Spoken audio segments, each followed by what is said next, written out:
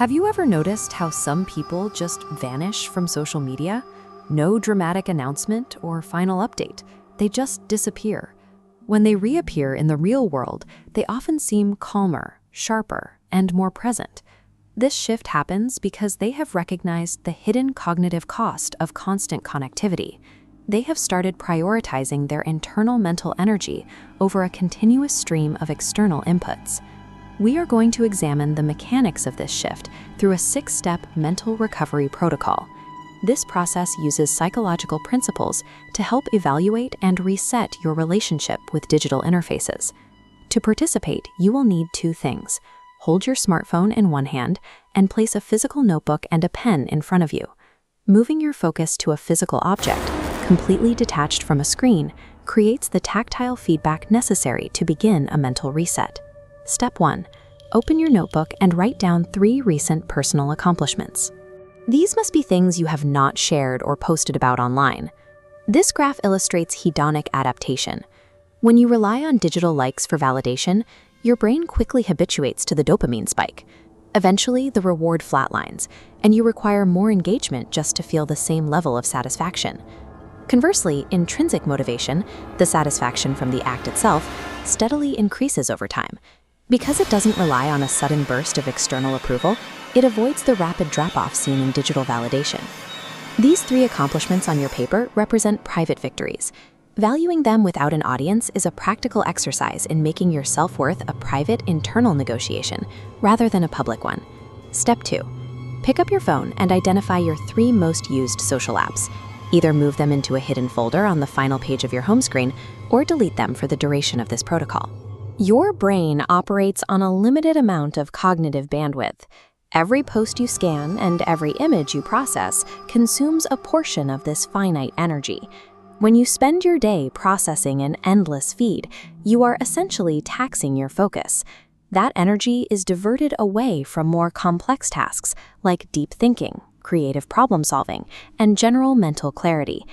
By removing the apps, you are reallocating that energy toward real-world pursuits that offer a higher return on your mental investment.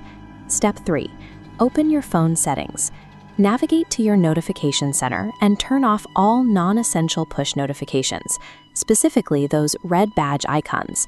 These alerts are designed to trigger variable reward reinforcement. This is a psychological tactic where rewards are delivered at random intervals to keep a subject engaged for as long as possible. This split screen shows the difference. On the left, the interface acts as a delivery system for variable dopamine. Like a slot machine, it encourages you to check the device compulsively to see if a reward or a new notification has arrived. When you disable these triggers, the device on the right becomes a neutral utility. It remains passive until you make a conscious decision to use it. Step 4.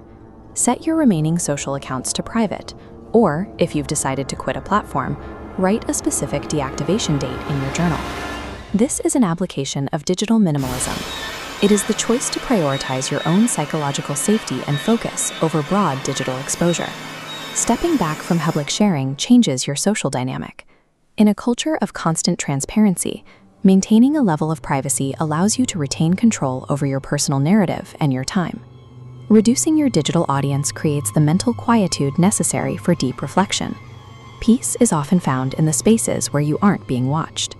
Step 5. Open your calendar and schedule a 2-hour block for next week.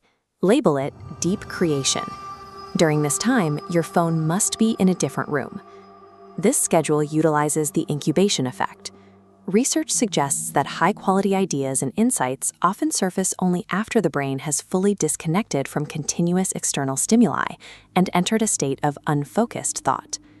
You are shifting from a state of passive consumption to active production. To do this, you must trade constant input for periods of sustained, uninterrupted focus. If you want to move beyond just absorbing other people's ideas, these scheduled periods of silence are essential for developing your own. Step 6. Take your pen and write down your primary motivation for completing this digital reset. Be specific about what you hope to gain. This step is about achieving detachment without resentment. This means walking away from a digital habit because it no longer aligns with your goals, rather than leaving in a state of frustration or anger. A successful digital exit should be motivated by a desire for personal awareness. If the move is driven by a need to punish an audience or a specific person, you remain emotionally tethered to the platform. Leaving quietly, without the need for a public statement, demonstrates that you have prioritized your own clarity over the chaos of the feed. Observe your current environment. You have a smartphone that is no longer demanding your immediate attention, and a journal containing private wins, a clear motivation, and a plan for deep work. You have completed the initial protocol. By adjusting these environmental cues and auditing your habits, you have effectively reduced the triggers driving compulsive device checking. These steps move you toward a state of digital autonomy. You are reclaiming the ability to choose where your attention goes, rather than letting an interface decide for you. Subscribe for more psychology-based guides on navigating modern life. For now, put the phone down and start on your first creation block.